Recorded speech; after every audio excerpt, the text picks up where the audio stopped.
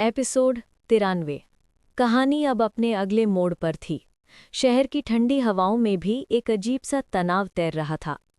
बाहर से सब कुछ सामान्य दिखता था, लेकिन भीतर गहराई में तूफान उमड़ रहा था। सुबह का समय था।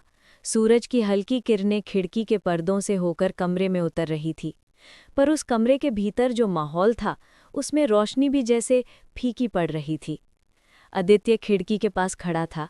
उसकी आंखें सामने के आसमान पर थीं, लेकिन दिमाग कहीं और भटक रहा था। रात भर उसे नींद नहीं आई थी। बार बार वही सवाल उसके जहन में घूम रहा था कि क्या उसने सही फैसला लिया है। पलंग पर बैठी रिधमा चुपचाप उसे देख रही थी। उसकी आंखों में चिंता साफ झलक रही थी। उसने धीमी आवाज में कहा, आदित्य, तुम कब तक यूं खामोश रहोगे? ये खामोशी मुझे डरा रही है। आदित्य ने उसकी तरफ देखा। उसकी आंखें लाल थीं। रिधिमा, सब कुछ इतना आसान नहीं है। अगर मैं आज एक कदम गलत उठा दूं, तो ना सिर्फ हमारी जिंदगी बल्कि औरों की भी जिंदगियां तबाह हो जाएंगी। रिधिमा उसकी तरफ बढ़ी और उसका हाथ पकड़ लिया। तो फिर सही कदम उठाओ, लेकिन इस बोझ को अकेले मत उठाओ आदित्य। मैं तुम्हारे साथ हूं। उसके शब्दों में गहरी सच्चाई थी। उसी समय शहर के दूसरी तरफ एक अंधेरे कमरे में मीटिंग चल रही थी। टेबल पर नक्शे फैले थे और एक बड़ी स्क्रीन पर लाइव फीड दिख रही थी। वहां बैठे सभी लोग एक आदमी के बात ध्यान से सुन रहे थे। कबीर। कबीर की आवाज ठंडी थी, लेकिन उसमें छुपी हुई क्रूरता को नजरअंदाज करना असंभव था। अब वक्त आ गया है। हमें उन्हें वहीं मारना है जहां उन्हें सबसे ज्यादा चोट पहुंचे। उनकी कमजोरी क्या है सबको पता है, और उस कमजोरी को भुनाना ही हमारी जीत है। उसकी बात सुनकर बाकी लोग सिर हिलाने लगे। किसी ने पूछा, लेकिन अगर ये प्लान फेल हुआ तो? कबीर मुस्कुराया, फेल होने का सवाल ही नहीं उठता। मैंने सब कुछ सोच समझकर तैयार किया है, और इस बार वे बच नहीं पाएंगे। कमरे में सन्नाटा फैल गया। उस सन्नाटे में सिर्फ एक चीज गूंज रही थी, आने वाले तूफान की आहट। शाम होते ही आदित्य और रिधिमा शहर के एक कैफे में पहुंचे। ये जगह हमेशा उनकी मुलाकातों की गवाह रही थी, लेकिन आज वहां की रौनक उन्हें बोझिल लग रही थी। टेबल पर बैठते ही रिधिमा ने चारों तरफ देखा। उसकी नज़र एक अजनबी आदमी पर टिक गई जो लगातार उन्हें घूर रहा था। उसकी आंखों में अजीब सी चमक थी। रिधिमा ने धीरे से आदित्य को इशारा किया, वो देखो, वो आदमी हमें क्यों देख रहा है? आदित्य ने भी उस तरफ देखा। उसकी नज़रें तेज हो गईं। वो अजनबी नहीं है, मैंने इसे पहले भी देखा है। ये कबीर का आदमी है। रिधिमा चौंक गई। मतलब हमें यहाँ तक फॉलो किया जा रहा है? आदित्य ने गहरी सांस ली और उसकी आंखों में दृढ़ता लौट आई। हाँ, और इसका मतलब ये है कि अब हमारे पास ज्यादा वक्त नहीं बचा है। घर लौटकर आदित्य ने खुद को कमरे में बंद कर लिया। वो बार बार नक्शे देख रहा था, योजनाएं बना रहा था, लेकिन हर बार कोई न कोई रुकावट सामने आ जाती। रिधिमा दरवाजे पर खड़ी थी। उसने धीरे से कहा, आदित्य, अगर ये लड़ाई इतनी मुश्किल है तो क्यों ना हम इसे छोड़ दें? क्यों ना हम कहीं दूर चले जाएं? आदित्य ने दरवाज़ा खोला और उसकी आंखों में देखा। क्या तुम्हें लगता है रिधिमा, अगर हम भाग जाएंगे तो सब ठीक हो जाएगा? नहीं, वो हमें कहीं भी ढूंढ निकालेंगे, और तब सिर्फ हम ही नहीं बल्कि उन सबको नुकसान होगा जिनकी जिम्मेदारी मुझ पर है। रिधिमा चुप हो गई। उसे पता था कि आदित्य सही कह रहा है, लेकिन उसका दिल अब भी डर से कांप रहा था। अगली सुबह जब हालात और भी भारी लग रहे थे, तभी एक अप्रत्याशित मेहमान आया। दरवाजे पर खड़ा था अर्जुन। अर्जुन आदित्य का पुराना दोस्त। दोनों ने साथ में बहुत कुछ झेला था, लेकिन सालों से उनका कोई संपर्क नहीं था। अर्जुन मुस्कुराया, लगता है बिना मेरे ये लड़ाई तुम जीत नहीं सकते। आदित्य की आंखें चमक उठी। तुम्हें देखकर लग रहा है जैसे मुझे एक नई ताकत मिल गई हो। रिधिमा भी थोड़ी राहत महसूस कर रही थी। अर्जुन की मौजूदगी ने माहौल को हल्का कर दिया था। शाम को तीनों लोग बैठकर योजना बना रहे थे। अचानक अर्जुन का फोन बजा। उसने फोन उठाया और उसके चेहरे का रंग उड़ गया। आदित्य, बुरी खबर है। उन्होंने हमला शुरू कर दिया है। कमरे में सन्नाटा छा गया। रिधिमा ने घबराकर आदित्य की ओर देखा। अब क्या करेंगे? आदित्य ने गहरी सांस ली और उसकी आंखों में दृढ़ता लौट आई। अब वक्त है खेल बदलने का। कमरे में एकदम तनाव छा गया था। अर्जुन का चेहरा पीला पड़ चुका था और आदित्य के माथे पर पसीने की बूंदें चमक रही थी। रिद्धिमा कांपते हाथों से मेज का किनारा पकड़े हुए थी। हमला? उसकी आवाज जैसे गले में ही अटक गई। अर्जुन ने सिर हिलाया। हाँ रिद्धिमा, कबीर के लोगों ने पहली चाल चल दी है और अगर हमने अभी कोई कदम नहीं उठाया तो देर हो जाएगी। आदित्य ने मुट्ठी भींच ली। तो फिर देर नहीं करनी चाहिए, हमें तुरंत निकलना होगा। तीनों जल्दी से तैयार होकर बाहर निकले। बाहर की ठंडी हवा में भी बेचैनी घुली हुई थी। सड़कें सामान्य लग रही थी, लेकिन आदित्य की नज़रें हर तरफ घूम रही थीं। उसे पता था दुश्मन कभी भी हमला कर सकता है। गाड़ी स्टार्ट करते हुए अर्जुन ने कहा, हम सीधे उस वेयरहाउस चलेंगे जहां उनका पहला नेटवर्क सेटअप है। अगर उसे तोड़ दिया तो उनकी पूरी प्लानिंग डगमगा जाएगी। आदित्य ने हामी भरी। ठीक है, लेकिन याद रखना, कबीर चालाक है, वो इतनी आसानी से हमें जीतने नहीं देगा। रिद्धिमा पिछली सीट पर बैठी थी। उसका दिल तेज धड़क रहा था। वो सोच रही थी कि ये सब एक सामान्य इंसान की जिंदगी से कितना अलग है, लेकिन अब तो पीछे मुड़ने का रास्ता ही नहीं था। वेयरहाउस से कुछ किलोमीटर दूर एक ब्लैक एसयूवी खड़ी थी। उसमें बैठे लोग बाइनैक्युलर से आदित्य की गाड़ी को देख रहे थे। लक्ष्य अपने ठिकाने से निकल चुका है, उनमें से एक ने रिपोर्ट दी। ड्राइवर की सीट पर बैठा आदमी मुस्कुराया। बहुत अच्छा, कबीर साहब को खबर दो, खेल अब शुरू हो गया है। उसकी आंखों में शिकार पकड़ने वाली भूख साफ झलक रही थी। जैसे ही गाड़ी वेयरहाउस के पास पहुंची, अचानक सायरन जैसी आवाज गूंज उठी। चारों तरफ से मोटरसाइकिलों पर सवार नकाबपोश लोग उन्हें घेरने लगे। रिद्धिमा चीख पड़ी, आदित्य, ये लोग! अर्जुन ने गाड़ी की स्पीड बढ़ा दी। पकड़कर बैठो। गाड़ी तेजी से दौड़ने लगी, लेकिन मोटरसाइकिल वाले भी पीछा करने लगे। एक ने खिड़की पर हथियार ताना, तभी आदित्य ने तुरंत उसे धक्का दिया। गोली हवा में चली गई। हम फंस चुके हैं, अर्जुन ने दांत भींचते हुए कहा। नहीं, आदित्य ने ठंडी आवाज में कहा, ये बस शुरुआत है। काफी मशक्कत के बाद वेयरहाउस तक पहुंचना संभव हुआ। गाड़ी अंदर ले जाकर बंद करते ही तीनों ने राहत की सांस ली। वेयरहाउस अंदर से अंधेरा और सड़ा हुआ था, लेकिन उसके बीचों बीच कंप्यूटर और वायरिंग का बड़ा सेटअप लगा था। स्क्रीन पर कई नक्शे और कोड चमक रहे थे। अर्जुन ने तुरंत कंप्यूटर चेक करना शुरू किया। यही है, यही उनकी पहली चाल का दिमाग है। अगर हम इसे क्रैक कर पाए तो उनका पूरा नेटवर्क गिर जाएगा। रिद्धिमा ने हैरानी से पूछा, लेकिन ये सब कैसे करोगे? अर्जुन मुस्कुराया। पुराना हैकिंग का हुनर अभी भी जिंदा है। जब अर्जुन कंप्यूटर पर काम कर रहा था, आदित्य चारों तरफ निगाहें गड़ाई हुए था। उसे महसूस हो रहा था कि कोई उन्हें देख रहा है। अचानक बिजली चली गई। पूरा वेयरहाउस अंधेरे में डूब गया। रिद्धिमा डर से चीख पड़ी, आदित्य! तभी एक आवाज गूंजी, स्वागत है आदित्य, बहुत दिनों से इस पल का इंतजार था। ये आवाज कबीर की थी। अंधेरे में अचानक स्पॉटलाइट जली और कबीर सामने आ गया। उसके पीछे दर्जनों हथियारबंद लोग खड़े थे। कबीर ने ताली बजाई। तो आखिरकार तुम यहां पहुंच ही गए। मुझे पता था कि तुम्हें अपने नायक होने का नाटक जरूर खींच लाएगा। आदित्य ने ठंडी नजर डाली। कबीर, नाटक तुम कर रहे हो। मासूमों की जिंदगी से खेलना कभी भी जीत नहीं हो सकती। मासूम? आदित्य, इस दुनिया में कोई मासूम नहीं होता। हर कोई अपने फायदे के लिए जीता है। फर्क सिर्फ इतना है कि मैं अपनी चालें साफ साफ खेलता हूं। रिद्धिमा कांपते हुए बोली, तुम्हें ये सब करने का कोई हक नहीं है। कबीर ने उसकी तरफ देखा और मुस्कुराया। अरे वाह, तो ये तुम्हारी कमजोरी है? आदित्य का खून खौल उठा। अगर उसे छुआ भी तो? कबीर ने हाथ उठाया। शांत रहो नायक साहब, अभी तो खेल शुरू हुआ है। अर्जुन अब तक चुपचाप कंप्यूटर पर काम कर रहा था। कबीर का ध्यान आदित्य और रिद्धिमा पर था, इसलिए उसने अर्जुन को अनदेखा किया। अचानक अर्जुन चिल्लाया, आदित्य, मैंने कर दिखाया, उनका नेटवर्क लॉक हो गया है। कंप्यूटर स्क्रीन पर लाल चेतावनी चिन्ह चमक उठा। कबीर का चेहरा गुस्से से लाल हो गया। ये तुमने क्या कर दिया? आदित्य मुस्कुराया। यही तुम्हारा अंत है कबीर। कबीर ने तुरंत अपने जेब से एक डिवाइस निकाली और बटन दबाया। अचानक जमीन हिलने लगी। वेयरहाउस की दीवारें दरकने लगीं। कबीर जोर से हंसा।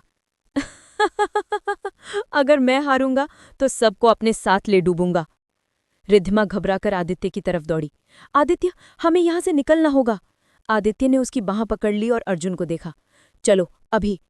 तीनों बाहर की ओर भागे, लेकिन कबीर की आवाज अब भी गूंज रही थी। तुम चाहो तो भाग सकते हो, लेकिन याद रखना, अगली बार मैं और भी खतरनाक होकर लौटूंगा। वेयरहाउस के दरवाजे तक पहुंचते ही एक भयानक धमाका हुआ। जैसे ही वेयरहाउस के अंदर धमाका हुआ, आग की लपटें आसमान को चीरती हुई ऊपर उठीं। तीनों, आदित्य, अर्जुन और रिद्धिमा, दरवाजे से बाहर निकलकर जमीन पर गिर पड़े। चारों तरफ धुएं का घना गुबार फैल गया था। रिद्धिमा कांपती आवाज में बोली, हे भगवान, अगर हम 1 सेकंड भी देर कर देते तो। आदित्य ने उसे सहारा दिया। अब सोचने का वक्त नहीं है, हमें जल्दी से यहां से निकलना होगा, कबीर भाग गया होगा। अर्जुन ने धुएं के बीच इधर उधर नजर दौड़ाई।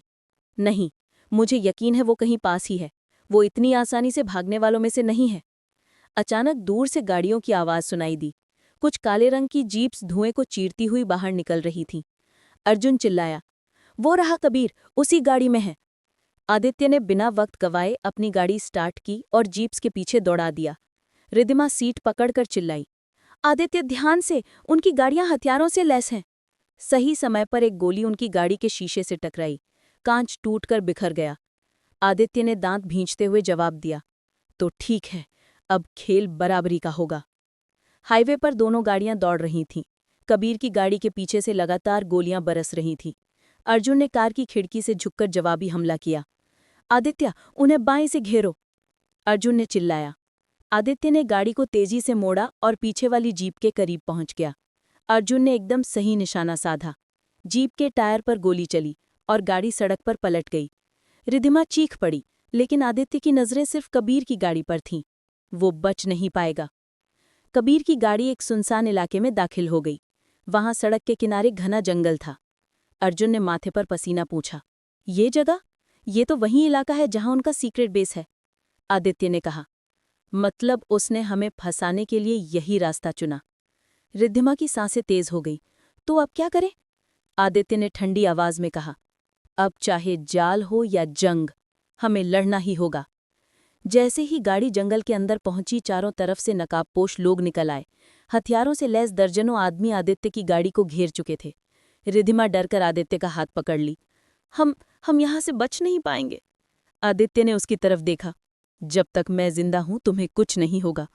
अर्जुन ने बंदूक उठाई और मुस्कुराया। तो चलो, देखते हैं किसकी किस्मत मजबूत है। कबीर धीरे धीरे अपनी गाड़ी से उतरा। उसके चेहरे पर वही घमंडी मुस्कान थी। आदित्य, मुझे पता था तुम मेरे पीछे आओगे, और देखो, तुम ठीक उसी जगह खड़े हो जहां मैं चाहता था। आदित्य ने बंदूक उसकी तरफ तानी। ये खेल अब खत्म होगा कबीर, बहुत हो गया। कबीर ने ताली बजाई और अपने आदमियों को इशारा किया। खेल तो अब शुरू होगा, खत्म तो तुम लोग होगे। अचानक गोलियों की बौछार शुरू हो गई। जंगल गूंज उठा। अर्जुन तुरंत कवर लेकर जवाबी फायरिंग करने लगा। आदित्य ने भी मोर्चा संभाल लिया।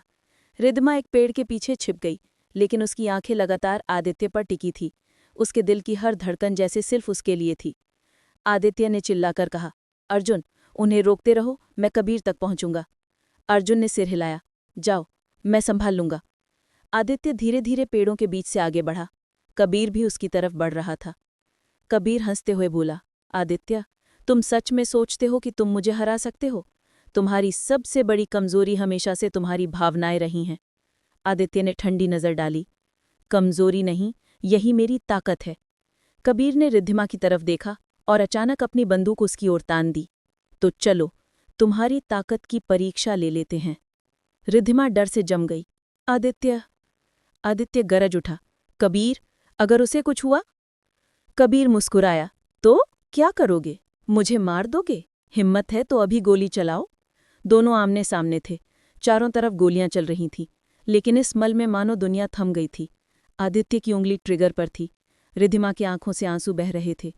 अचानक एक और गोली की आवाज गूंजी, लेकिन ये गोली आदित्य या कबीर ने नहीं चलाई थी। कबीर के कंधे से खून फूट पड़ा। वो दर्द से चीख उठा और जमीन पर गिर पड़ा। आदित्य ने चौंक कर देखा। गोली चलाने वाला कोई और था। पेड़ों की छाया से एक रहस्यमय आदमी बाहर आया। उसके चेहरे पर मास्क था और उसकी चाल में अजीब सा आत्मविश्वास था। वो ठंडी आवाज में बोला, कबीर, तुम्हारा खेल यहीं खत्म होता है। कबीर दर्द से कराहते हुए बोला, तुम? ये कैसे संभव है? आदित्य और अर्जुन दोनों हैरान थे। आदित्य तुरंत रिद्धिमा की तरफ भागा और उसे गले से लगा लिया। तुम ठीक हो? रिद्धिमा रोते हुए बोली, हाँ, लेकिन तुम पागल हो गए थे आदित्य। अगर वो सच में मुझे मार देता तो? आदित्य ने उसका चेहरा थामा। जब तक मैं हूं तुम्हें कुछ नहीं होगा, यही मेरा वादा है। इस बीच मास्क वाला आदमी कबीर के पास पहुंचा। उसने बंदूक उसकी कनपटी पर रख दी। अब वक्त आ गया है सबका सच सामने लाने का। अर्जुन चौंक गया। तुम कौन हो? आदमी ने मास्क उतारा, और जैसे ही उसका चेहरा सामने आया, आदित्य और अर्जुन दोनों दंग रह गए। रिद्धिमा की आंखें फैल गईं। ये तो। जंगल की सर्द हवा में गोलियों की गूंज धीरे धीरे थम चुकी थी। अब सिर्फ जली हुई बारूद की गंध और तनाव भरी खामोशी बाकी थी। सबकी निगाहें उस नकाबपोश पर टिकी थीं, जिसने कबीर को गोली मारकर घायल कर दिया था। जब उसने धीरे धीरे मास्क उतारा तो सबकी सांसें थम गईं। रिद्धिमा की आंखें फैल गईं। उसकी आवाज़ कांप उठी। ये तो विक्रम है। आदित्य और अर्जुन एकदम संद रह गए। आदित्य बमुश्किल बोल पाया, विक्रम? लेकिन तुम तो सालों पहले। विक्रम ठंडी हंसी हंसा। हाँ, सबको यही लगा कि मैं मर चुका हूं, लेकिन मौत से बचना मेरे लिए नया नहीं है। अर्जुन गुस्से से उबल पड़ा। तुम हमारे साथ थे, हमारे ही मिशन का हिस्सा, फिर तुमने कबीर का साथ क्यों दिया? विक्रम की नज़र ठंडी और बेरहम थी। क्योंकि मैं समझ गया था कि ये सिस्टम कभी सच्चे इंसाफ की इजाज़त नहीं देगा। मैंने कबीर का साथ इसलिए दिया क्योंकि उसकी सोच मेरी सोच से मिलती थी, और तुम तो बस सरकार के मोहरे बनकर रह गए। रिद्धिमा हतप्रभ रह गई।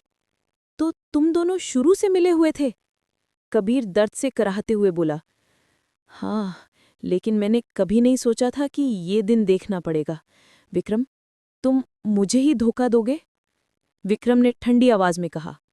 कबीर, तुम सोचते थे कि मैं तुम्हारा साथी हूं, लेकिन असल में मैं सिर्फ अपने मकसद का साथी हूं, और वो मकसद है पूरे सिस्टम को घुटनों पर लाना। तुम्हारे लिए ये खेल है, मेरे लिए ये जंग है। आदित्य ने अपनी बंदूक उठाई। और इस जंग की कीमत कितनों की जान से चुकानी पड़ी है। मासूम लोग, निर्दोष परिवार, तुम्हें उनकी चीखें सुनाई नहीं देती? विक्रम मुस्कुराया। आदित्य, तुम्हें अब भी लगता है कि मासूमियत जैसी कोई चीज है? इस दुनिया में हर कोई किसी न किसी तरह गुनहगार है। अचानक विक्रम ने अपनी बंदूक आदित्य की तरफ तान दी। तुम सब मेरे रास्ते की सबसे बड़ी रुकावट हो, और अब वक्त आ गया है तुम्हें हटाने का। लेकिन इससे पहले कि वो गोली चला पाता, अर्जुन ने जवाबी फायर किया। विक्रम तुरंत पीछे की ओर झुककर गोली से बच गया। जंगल एक बार फिर गोलियों की गूंज से कांप उठा। रिद्धिमा चीख पड़ी और पास के पेड़ के पीछे छिप गई। आदित्य और अर्जुन दोनों विक्रम पर फायरिंग करने लगे, लेकिन विक्रम की चालाकी और फुर्ती उन्हें हैरान कर रही थी।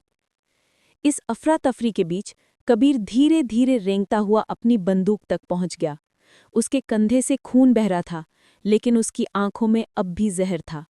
उसने बंदूक उठाई और आदित्य पर तान दी। आदित्य, मैं तो नहीं जीत सका, लेकिन कम से कम तुझे साथ लेकर मरूंगा। रिद्धिमा ने ये देखा और चीख पड़ी, आदित्य, पीछे देखो। आदित्य पलटा, लेकिन तब तक बहुत देर हो चुकी थी। कबीर ने ट्रिगर दबा दिया। गोली सीटी मारती हुई आदित्य की तरफ बढ़ी, लेकिन अचानक अर्जुन उसके सामने आ खड़ा हुआ। धड़ाम! गोली अर्जुन के सीने में लगी।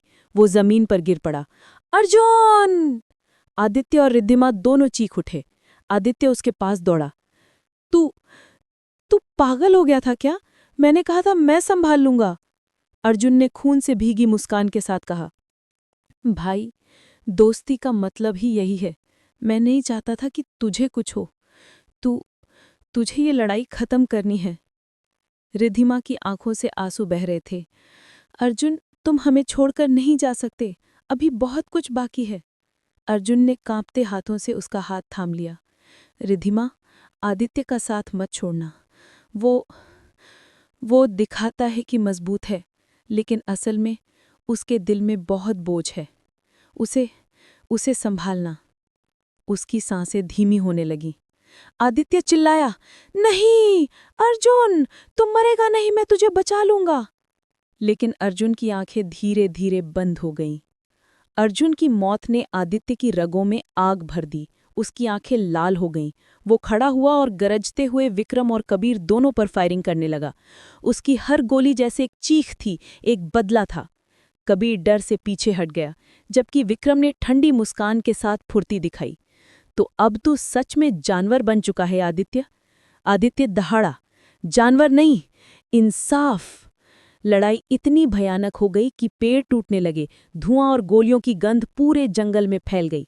आखिरकार आदित्य की एक गोली सीधे कबीर के सीने में जा धंसी। कबीर जमीन पर गिर पड़ा, उसके होठों से खून निकला, लेकिन चेहरा अब भी मुस्कुरा रहा था। हाँ, आदित्य, तू सोचता है ये सब खत्म हो गया? असली खेल तो अब शुरू होगा, विक्रम के हाथों। इतना कहकर उसकी सांस हमेशा के लिए थम गई।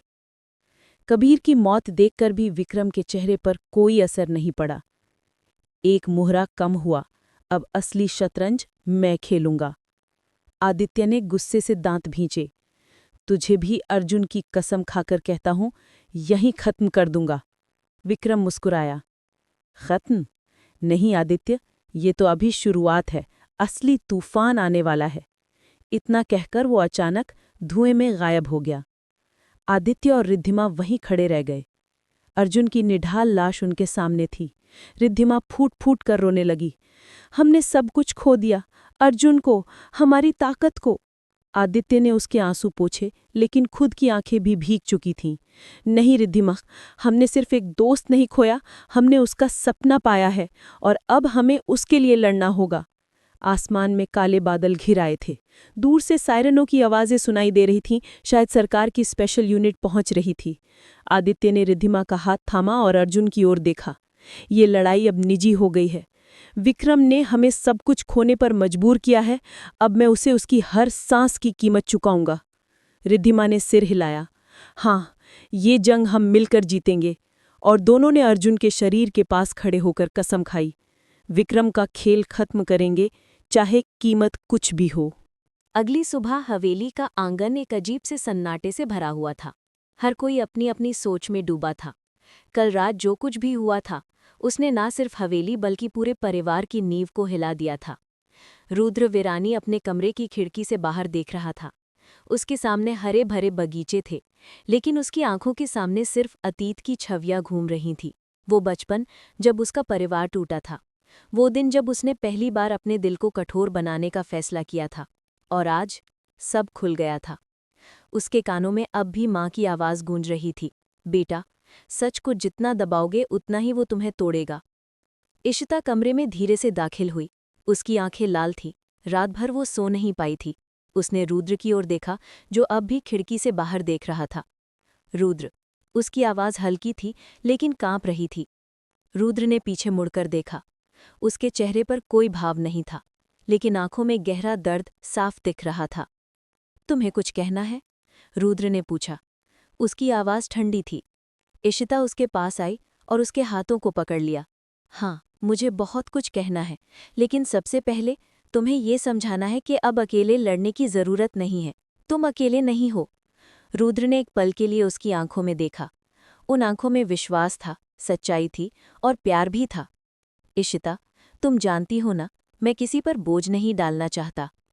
इशिता हल्के से मुस्कुराई, उसकी आंखों से आंसू बहने लगे। प्यार बोझ नहीं होता रुद्र, प्यार ताकत देता है। और अगर तुम मुझे अपना हिस्सा मानते हो, तो तुम्हें ये लड़ाई अकेले नहीं लड़नी होगी। रुद्र का दिल कांप गया। कितने सालों से उसने किसी को इतना करीब आने नहीं दिया था, लेकिन आज इशिता उसकी ढाल बनकर खड़ी थी। हवेली के बड़े हॉल में सब इकट्ठा हुए। वातावरण भारी था। हर कोई सच जान चुका था। दादी ने सबसे पहले बात शुरू की। हम सब ने बहुत बड़ी गलती की। इस परिवार ने रिश्तों से ज्यादा राजों को महत्व दिया, लेकिन अब हमें सच का सामना ही करना होगा। इशिता आगे बढ़ी और सबकी ओर देखा। इस परिवार ने जितना झेला है उतना शायद ही किसी ने सहा होगा, लेकिन अब वक्त है कि हम सब मिलकर खड़े हों। चाहे वो बाहरी दुश्मन हो या अंदरूनी जख्म, अब हम सबको एक होना होगा। पल भर के लिए चुप्पी छा गई। फिर रुद्र ने गहरी सांस लेकर कहा, अगर तुम सब मेरे साथ हो तो मैं भी पीछे नहीं हटूंगा। अब ये लड़ाई हम सबकी होगी। इसी बीच बाहर से एक खबर आई। वो आदमी जिसने रुद्र के खिलाफ सारी साजिश रची थी, यानी विक्रम राजपूत, अब सीधा हमला करने की तैयारी कर रहा है। विक्रम का मकसद साफ था, रुद्र को बर्बाद करना और वीरानी परिवार की विरासत छीन लेना। हमें अभी तैयारी करनी होगी, रुद्र ने दृढ़ स्वर में कहा। लेकिन कैसे? आदित्य ने रुद्र का चचेरा भाई बोला। विक्रम के पास पावर है, पैसा है और लोग भी हैं, हम कैसे जीत पाएंगे? इशिता आगे आई, उसकी आवाज में अद्भुत आत्मविश्वास था।